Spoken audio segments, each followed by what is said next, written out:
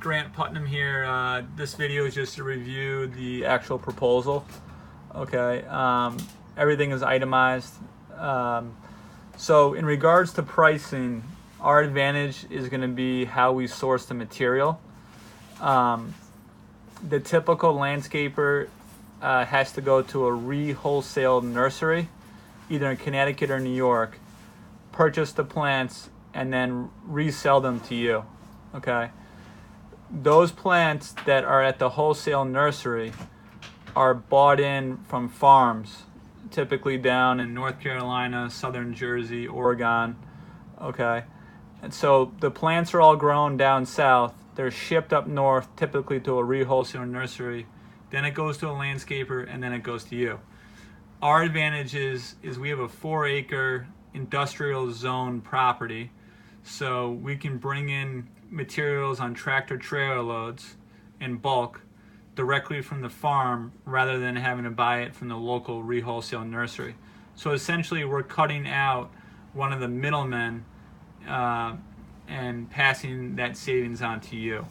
All right, so you'll notice that, for example, the Stewartia tree, if you bought that size tree, typically it's about a $1,500 tree, and we're pricing out at $975. Okay. Furthermore, even for example with the boxwoods, most of the boxwoods are in extreme shortage because it's such a popular item. So to find a really quality boxwood are typically either really expensive or they're just not available. We actually have to pre-purchase our boxwoods the previous year from a farm out of North Carolina that has the premier boxwoods. They're absolutely gorgeous. And what you're going to find typically if you purchase from another vendor is that those boxwoods are actually getting shipped from the West Coast because there's such a shortage of boxwoods on the East Coast.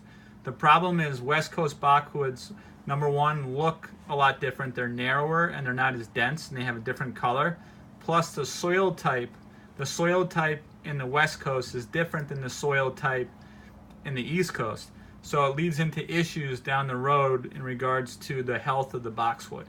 So that's something I really want to point out because, again, what you'll find locally doesn't resemble anything to what we're giving you as far as pricing goes.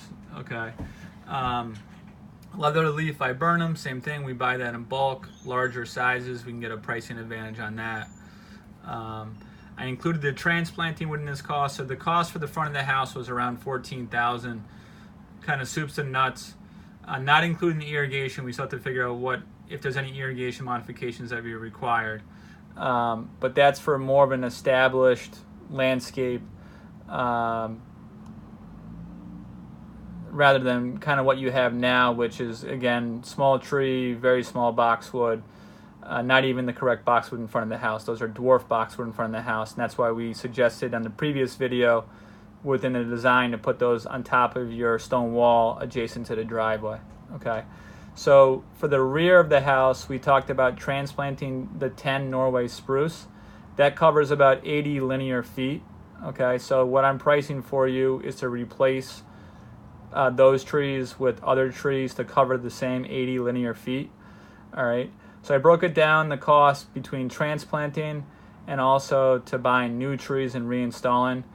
The 3 different trees have different characteristics. So the green giant grows super fast. They're deer resistant. They grow columnar in nature.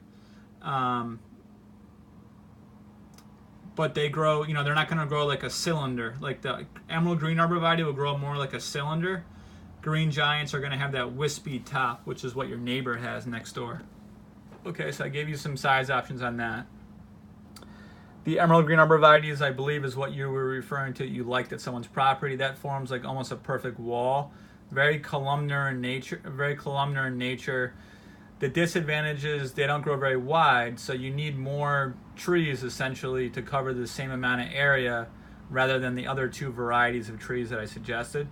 The other disadvantage is the deer love them, so you got to be really, really on top of spraying to prevent deer damage.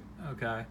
The deer will eat all 3, by the way, so it's not, you should be on top of the spraying no matter what. But emerald greens are more susceptible. It's more deer candy than the other two varieties. That being said, I have seen people who don't spray the other two varieties, and those also get eaten. So even the green giants, if you don't spray them, they will get eaten. Okay. Then the last variety was Niagara, which is also called Dark American Arborvitae. That grows like a cylinder, but a fatter cylinder. So it'll grow wider, but still very columnar in nature. All right, and again, it's just another idea, another option that you could choose from. All right, so for the backyard, if you choose option 6, which was Thuja Emerald Green 7 to 8 footers, which I thought was a good value, then you're at about almost 14,000 plus tax. Okay, and then these were at the bottom you'll notice these are other things that you can consider. Obviously, irrigation modifications, topsoil if you want to raise the grade of the trees, and then if you want to add some low voltage lighting. All right, so the total was around, with tax, was around almost $30,000. So we'll talk to you soon. Thanks.